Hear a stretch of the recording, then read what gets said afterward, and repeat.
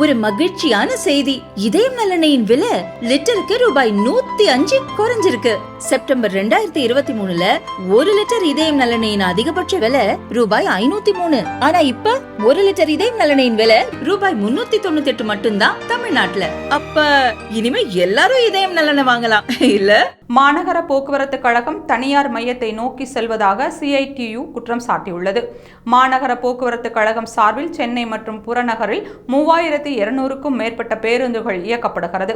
இவற்றை இயக்க போதிய ஓட்டுநர் நடத்துனர் இல்லாததால் 1000க்கும் அதிகமான பேருந்துகள் டெப்போக்களில் நிறுத்தப்பட்டன. இதனால் ஓட்டுநர் பணிகளுக்கு ஒப்பந்த அடிப்படையில் ஓட்டுநர்கள் நியமிக்கப்பட்டனர்.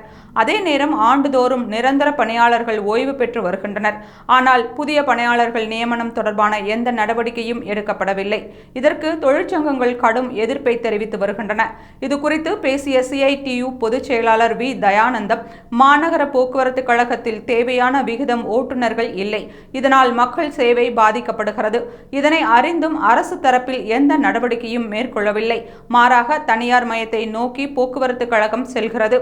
தனியார் நிறுவனத்திடம் ஒப்பந்தம் வழங்கும் போது அங்கு இடஒதுக்கீட்டு முறையே இருக்காது. ஊழியர்களுக்கு பணி பாதுகாப்பு இருக்காது. இது தொழிலாளர் உரிமைக்கு எதிராக இருப்பதாக குற்றம் சாட்டினார். இவ்வாறு தனியார் மையத்தை நோக்கி செல்வது நல்லது அல்ல என்றும் புதிய நியமனம் தொடர்பான நடவடிக்கையை துரிதப்படுத்த வேண்டும் என்றும் அவர் கூறினார்.